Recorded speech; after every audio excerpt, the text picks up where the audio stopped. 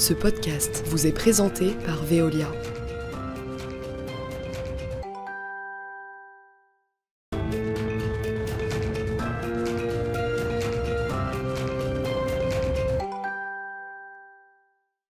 Bonjour à toutes et à tous, bienvenue dans le podcast Le Champ des Possibles, un podcast hors série consacré aux défis de l'agriculture face à la transition écologique. Un podcast qui explore comment le secteur agricole s'adapte, innove et se réinvente face aux enjeux climatiques. Pour ce troisième épisode, nous nous intéressons à la fertilisation organique en tant qu'alternative durable aux engrais minéraux. Quelles sont les ressources possibles en France? Comment optimiser leur utilisation pour améliorer la qualité des sols agricoles? Nous en discutons tout de suite avec mes trois invités. J'ai le plaisir d'être entourée de Thierry Blandinière à ma gauche, qui est directeur général d'Invivo, une union de coopératives agricoles. Bonjour. Bonjour, merci d'être Bonjour, avec merci. nous. Paul-Antoine Seb, directeur de Veolia Agriculture France et agriculteur. Bonjour. Et Julien de Normandie, qui est directeur impact chez Sweep, plateforme de gestion des données qui aide les entreprises à atteindre leurs objectifs climatiques et ancien ministre de l'Agriculture. Merci beaucoup d'être avec nous. Bonjour. Alors je tourne tout de suite vers Paul-Antoine Seb. Est-ce que tout d'abord vous pouvez nous expliquer, en fait, quand on parle d'engrais organiques, de quoi parle-t-on exactement? Alors en fait, c'est autre chose que les engrais minéraux. Donc tout ce qui est engrais organique et amendement organique, en fait, c'est tout ce qui comporte par définition du carbone. C'est tous les effluents d'élevage. Il y en a énormément en France. Et puis après, tout ce qui est issu de l'économie circulaire hors élevage, c'est-à-dire tout ce qui vient des industriels ou des collectivités, par exemple les déchets verts, les biodéchets ou les boues de station d'épuration. Et quelles sont les principales ressources utilisées pour créer ces fertilisants? Alors, dans les zones d'élevage, forcément, c'est tout ce qui sort des productions de volailles, de bovins, etc. Et puis tout ce qui est collectivité, je l'ai dit, c'est effectivement les déchets verts, Mhm. les biodéchets. Et puis en termes d'industrie, c'est toute l'activité papetière. Il y a aussi des activités d'agroalimentaire qui produisent soit directement issus de leur chaîne de fabrication, soit issus du traitement de leurs propres eaux. Et en fait, ça fait des gisements quand même assez importants. Les fumiers en France, c'est 300 millions de tonnes, c'est énorme. Et ce qu'on peut dire aussi, c'est que depuis des années, la répartition de ces gisements-là a évolué, puisque la méthode traditionnelle de la ferme polyculture élevage, qui était répartie sur l'ensemble du territoire, a changé. Aujourd'hui, on a des zones d'élevage qui se concentrent. Mhm. On parle souvent de la Bretagne. Et puis, on a des zones de grande culture qui se concentrent aussi. Et donc, la répartition de ces effluents organiques n'est plus équilibrée. On va revenir sur cette Voilà. Et on répartition. utilise des engrais organiques. Voilà. Julien de Normandie, aujourd'hui, quelle est la dépendance de la France de l'agriculture française face aux engrais minéraux? Est-ce que c'est un enjeu de stratégie, un enjeu stratégique?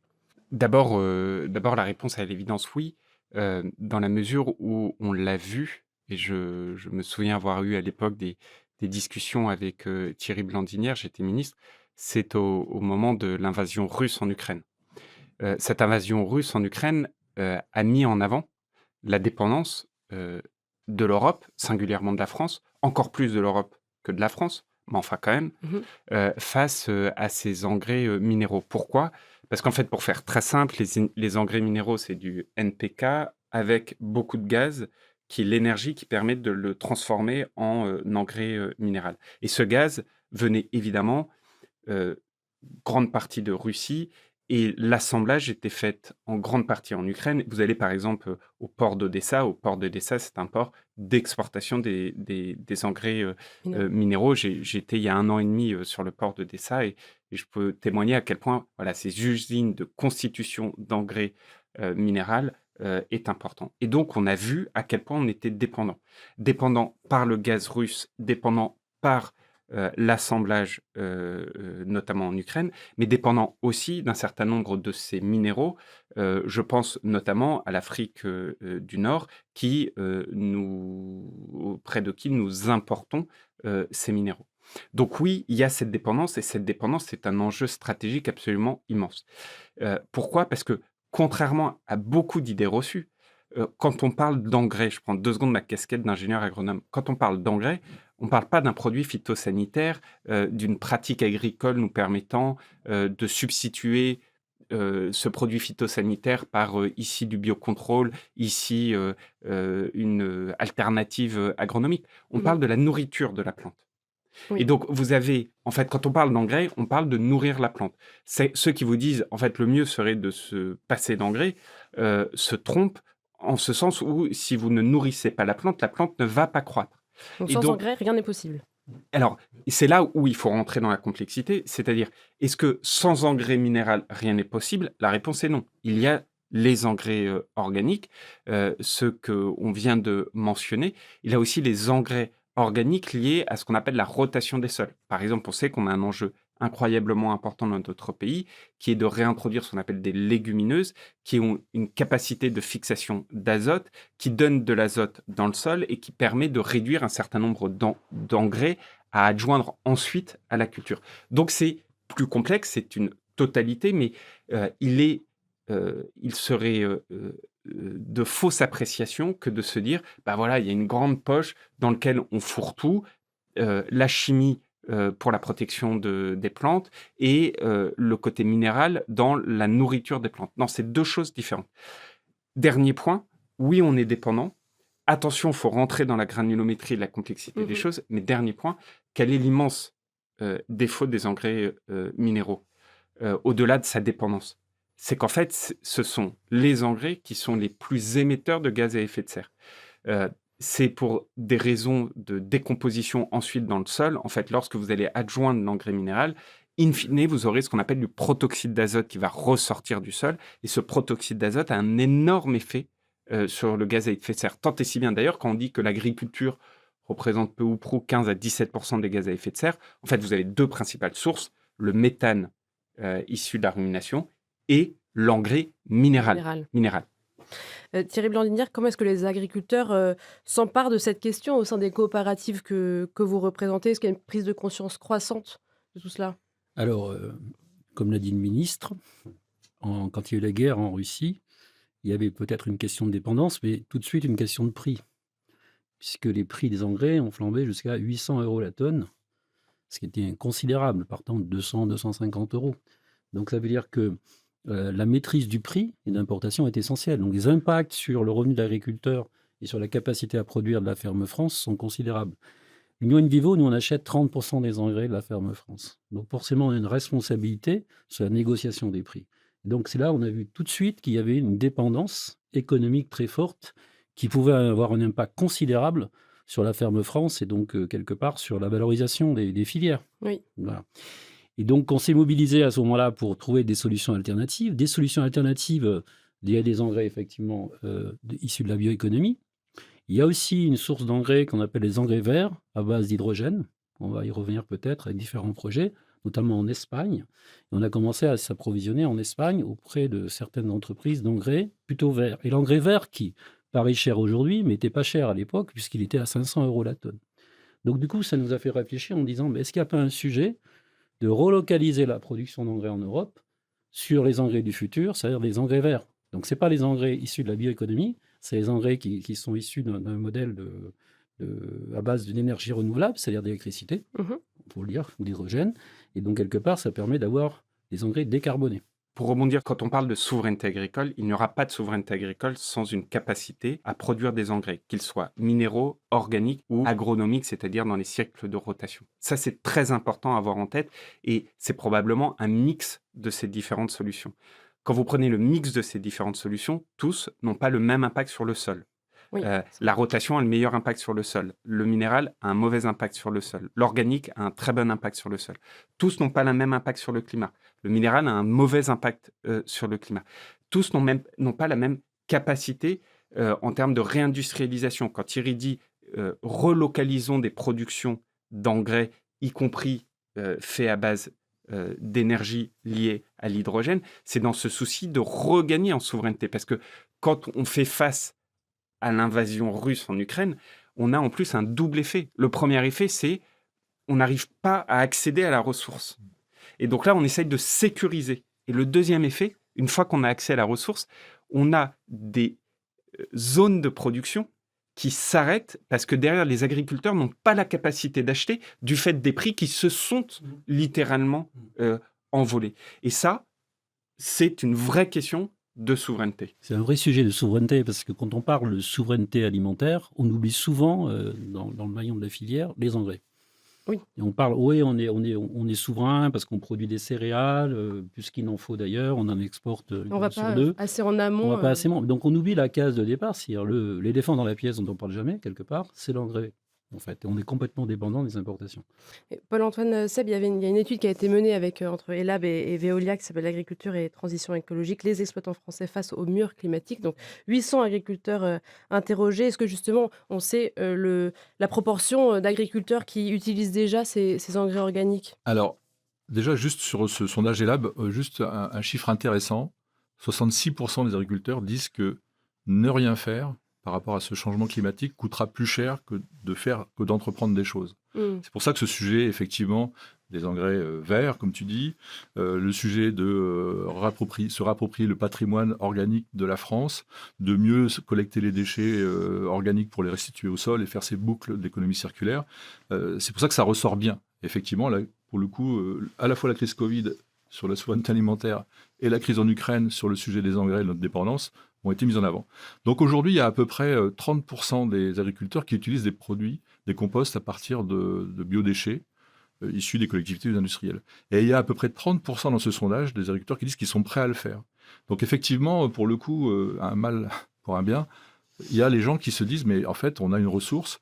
Je crois qu'il faut aussi souligner le fait que si les engrais minéraux sont parfaitement efficaces, indépendamment des émissions pour les engrais azotés, les émissions de CO2, déjà la production, plus le protoxyde lorsqu'on les met, ça n'apporte pas de matière organique. Et aujourd'hui, on a des sols qui se dégradent. Et en fait, le fait est que produire avec des engrais minéraux et avec beaucoup de pesticides, c'est pas si compliqué que ça. Même si ces pesticides sont utilisés à bon escient. Hein. Mm. Et donc, dans ce fameux Green Deal où on dit en Europe, il faut qu'on utilise moins d'engrais minéraux, il faut qu'on utilise moins de pesticides, prendre des biosolutions comme vous le disiez, bah, si on n'a pas un sol en bonne santé, ça va pas bien se passer, quoi. C'est ça, parce que c'est un enjeu de durabilité tout simplement des exploitations. Ah bah, c'est un enjeu sur les émissions de carbone des pratiques actuelles qu'il faut essayer de réduire, et les engrais organiques ils le permettent. Et puis c'est aussi une espèce de tentative de reconquête de la qualité des sols, quoi, en fait. Hein. Mais si je peux me permettre, en fait, la beauté de l'agriculture, c'est quoi?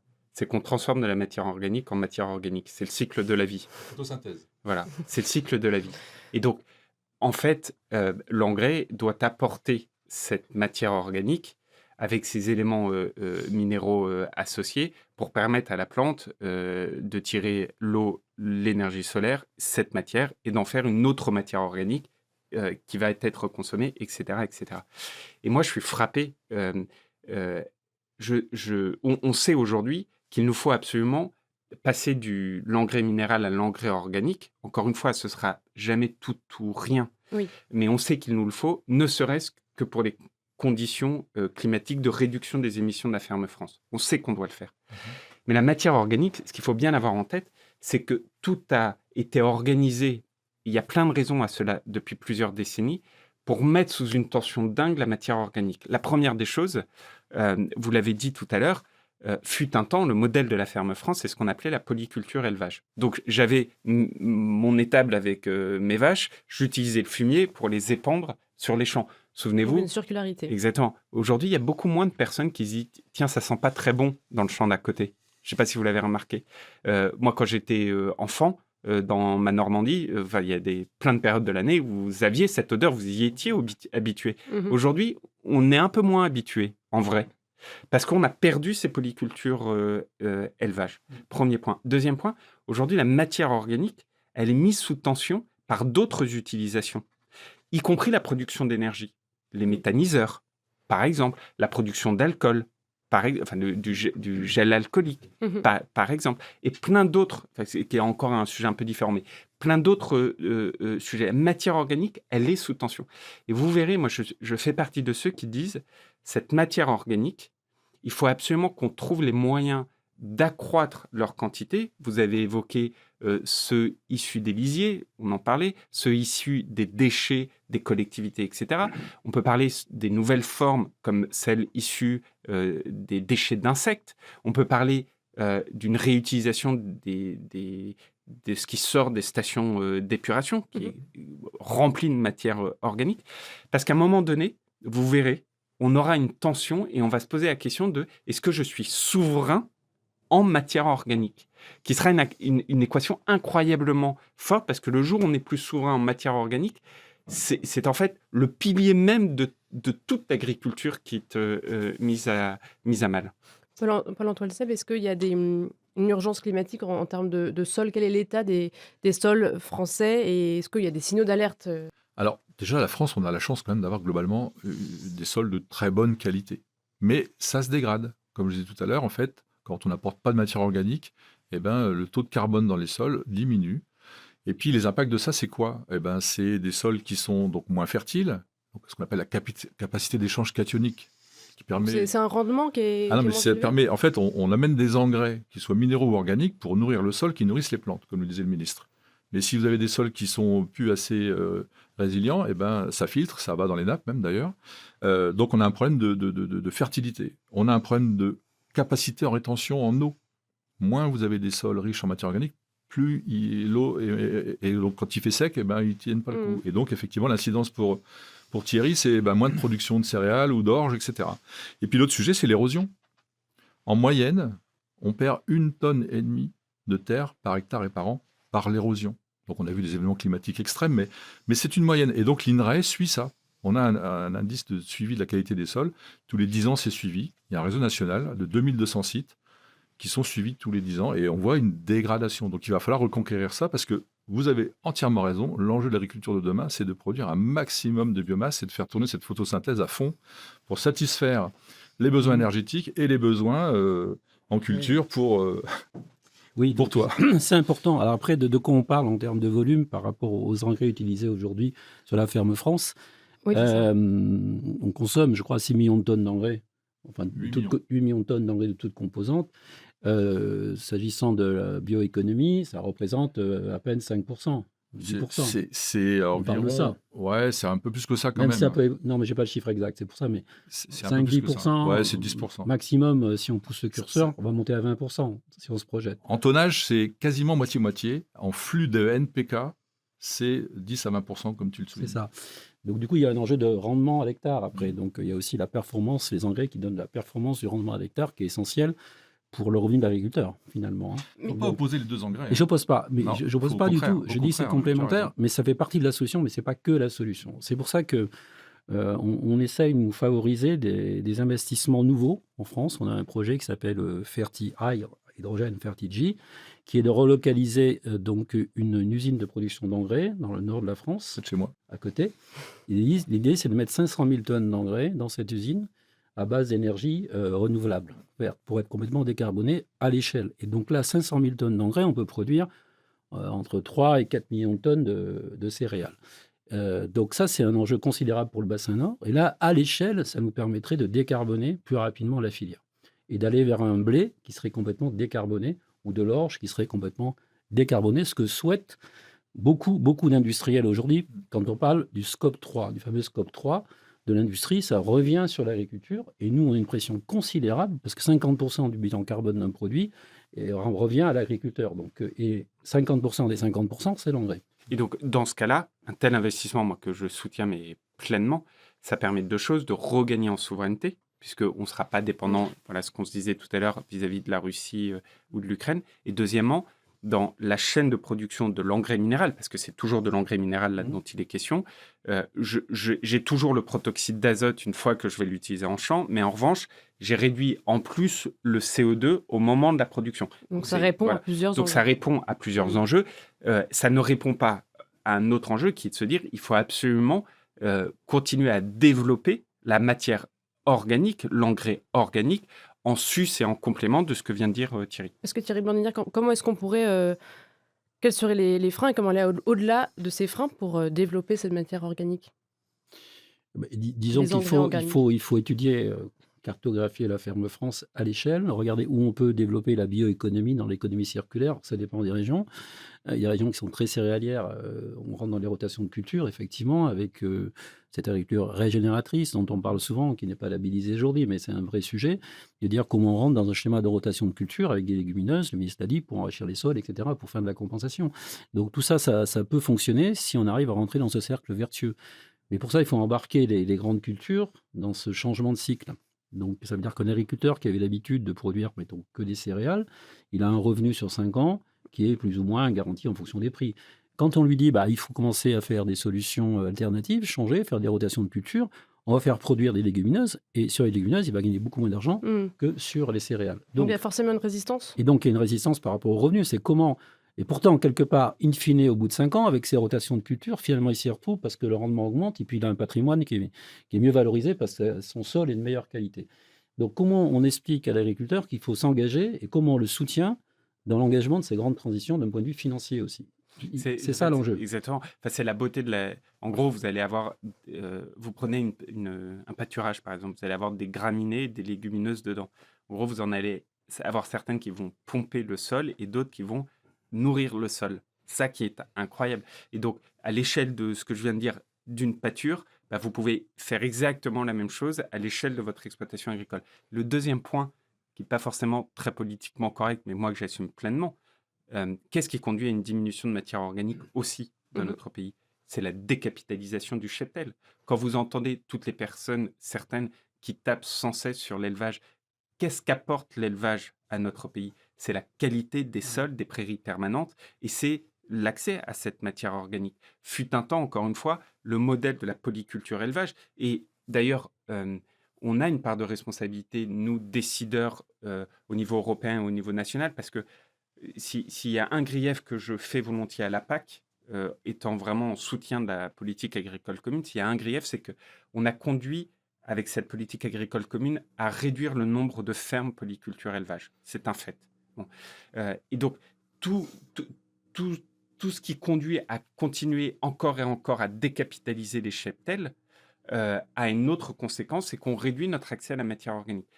Je ne dis pas non plus qu'il faut faire tout à l'inverse, mais ce que je veux dire par là, c'est que parfois voir la ferme, y compris l'élevage, dans ce qu'il apporte aussi, pas que son impact, mais aussi ce qu'il apporte au sol, à l'environnement, est extrêmement important parce que voir le plan est large. lié. Exactement, Voir le plan large. En fait, il faut changer de culture au propre et au figuré. Mais je pense qu'il faut aussi sensibiliser les populations à ça. Parce qu'en fait, vous disiez, on dépense à 100, ouais, ok, mais c'est ce qui sert à nourrir les sols. Et nous, on voit aussi, dans les sondages ELAB qu'on a fait auprès de la population, pas des agriculteurs, mais de la population, 70% de la population est prêt à consommer des produits qui sont cultivés sur des sols qui ont reçu des engrais issus de l'économie circulaire. Donc ça, c'est intéressant aussi, c'est important. Par exemple, la question des bouts d'épuration. Voilà, c'est ça. Voilà. Qu'est-ce que vous faites des bouts d'épuration? Est-ce qu'on accepte collégialement, on en parlait tout à l'heure, les Espagnols, eux, ils ne se posent pas de questions. Ils épandent des bouts d'épuration. En France aussi, beaucoup. En matière organique. En France, on a des législations qui sont... Oui, j'allais demander, est-ce qu'il y a une réglementation qui encourage ou qui est trop limitante par rapport à ce... On n'a jamais osé franchir complètement le pas, pour deux raisons. D'abord, culturellement, se dire que nos propres déjections se retrouvent à nourrir la salade qu'on va ensuite consommer, on n'aime pas trop. La circularité qui... Exactement. Mais ce qui va trop loin. Exactement. Mais alors, ce qui pourtant est complètement naturel, au sens humaniste du terme, si je peux dire, complètement naturel. Mais ça, on n'aime pas trop, nous. Il y en a d'autres qui ne se posent pas de questions, nous, on n'aime pas trop. Et le deuxième point, c'est que ça nécessite, mais ça, vous le diriez mieux que moi, ça nécessite des investissements dans le traitement des bouts des stations d'épuration qui fait que ça coûte un peu plus cher. Donc, il faut aussi accepter le coût induit à cela. C'est la même chose sur l'eau, quand on parle de l'eau usagée. Oui, voilà, la réutilisation Veolia, des sur eaux reuse, c'est un vrai sujet pour irriguer. Donc, on sait que là aussi, il y a des réglementations qui sont assez difficiles pour utiliser de l'eau qui a été retraitée, ce principe de reuse, pour la viticulture, notamment dans le Languedoc. On a 1% de reuse en France, 10% en Italie, 15% en Espagne, 90% en Israël. 100% des avocats israéliens consommés en France sont issus de culture de reuse. Et donc, sur cet aspect... Mais expliquez bien quand même, parce que c'est très important. S'ils le font, c'est qu'ils ont des dispositifs qui sont différents, parce qu'il ne faut pas oublier... Une boue d'épuration, souvenez-vous, on parlait tout à l'heure de la crise en Ukraine, la crise juste avant, c'est la crise Covid. Souvenez-vous, pour mesurer l'impact de la crise Covid, on mettait des capteurs dans les boues des stations d'épuration pour voir à quel point le virus était présent. Donc, quand on dit cela, on ne le prend pas à la légère. On dit cela en ayant pleinement conscience de qu'est-ce que ça doit impliquer. Et on ne dit pas simplement on branche le tuyau de la station d'épuration pour aller arroser le champ. Mais on peut faire confiance, je crois pouvoir le dire, à des acteurs comme vous pour savoir le faire. Alors sur ce plan-là, effectivement, sur le plan réglementaire, il y a des textes qui existent, c'est propre, c'est fait, ils sont en train d'être revus, ça traîne un petit peu, c'est ce qui est d'ailleurs un peu embêtant, mais en fait, la France est un bon élève en Europe, il y a beaucoup de recyclage, contrairement aux Allemands, parce qu'en Allemagne, il n'y a pas de police des réseaux, c'est-à-dire qu'en fait, ils mélangent leurs effluents industriels, etc. Donc eux, ils ont dit, ah ben non, on ne peut plus les épandre. Nous, en France, il y a un énorme effort de fait par les collectivités, les agences de l'eau, et on a des bouts de qualité, etc. Il n'empêche que l'innocuité est pour nous Veolia, quelque chose d'essentiel. Et on a mis en place depuis 25 ans un protocole avec l'INRAE qui s'appelle Caliagro, où on suit les bienfaits de ces composts, de ces bouts, et les risques. Et il ne faut pas nier les risques potentiels, parce que la population a toujours un peu peur. Le principe de précaution, vous ne l'avez pas cité tout à l'heure, mais c'est un des freins majeurs. Et en fait, non. Un sol où on ne met rien, forcément, il n'y a pas de flux d'éléments indésirables. Par contre, un sol où on met des produits comme ça, que ce soit des fumiers, que ce soit des composts de bouts d'épuration, etc., même s'il y a quelques flux légers, en fait, on a un sol qui est bien plus vivant. Il y a beaucoup plus de vers de terre, il y a beaucoup plus de vie et il y a beaucoup plus de production. Et d'ailleurs, le site sur lequel c'est fait, c'est près de Grignon. L'agriculteur, il est maintenant en culture biologique et il ne met plus d'engrais et tout va bien. Oui, j'allais dire, on arrive au bout de cette émission. Est-ce que vous avez un exemple concret, peut-être un projet que Veolia accompagne en France qui mettrait en avant cette bonne utilisation, cette bonne complémentarité de l'engrais? Vous savez, nous, Veolia Agriculture, notre mission, c'est d'accompagner la transformation écologique de l'agriculture. Alors, ça fait très ambitieux, mais on reste modeste pour autant, mais on se dit qu'il faut produire plus encore de biomasse pour les besoins énergétiques ou les besoins alimentaires. Mais vous savez, l'alimentation, c'est de l'énergie, c'est des calories, en fait. Tout en ayant un impact carbone moindre. Donc, nos fertilisants organiques, on en produit 1 million de tonnes quand même en France. Donc, ça se passe plutôt bien et les agriculteurs sont contents. Et quand les engrais ukrainiens et russes ont augmenté, ils étaient bien contents d'avoir ceux-là qui étaient moins chers. Donc, sur leur pouvoir d'achat, ça s'améliorait, tout en garantissant l'innocuité. Et notre mission, notre raison d'être, c'est cette santé des sols. En fait, si on n'a pas des sols en bonne santé, on aura un souci sur notre souveraineté alimentaire. Voilà un peu notre mission, notre vocation, avec tout un tas de partenariats, avec les grandes coopératives, les industriels de l'agroalimentaire, comme ça a été dit par Thierry, les ministères. Et il faut que tout le monde nous aide. Et je pense que le pas de demain, c'est de sensibiliser la population. Mon rêve, si je devais en exprimer un, c'est j'espère qu'un jour, on aura un label, un espèce de Nutri-Score ou un Nutri-Carbone, un label qui me dira, voilà, en fait, ce produit-là, il a été produit grâce à une économie circulaire qui fait que, sur le plan économique, technique et réglementaire, on a réussi à faire quelque chose de bien qui coûte moins cher à la population. Ce sera le mot de la conclusion. Paul-Antoine Seb, je rappelle que vous êtes directeur de Veolia Agriculture France et agriculteur, Thierry Blandinière, directeur général d'Invivo, et Julien de Normandie, directeur Impact chez Sweep et ancien ministre de l'Agriculture. Et merci à vous toutes et tous qui nous avez suivis. C'était le podcast Champ des possibles. Ce podcast vous a été présenté par Veolia.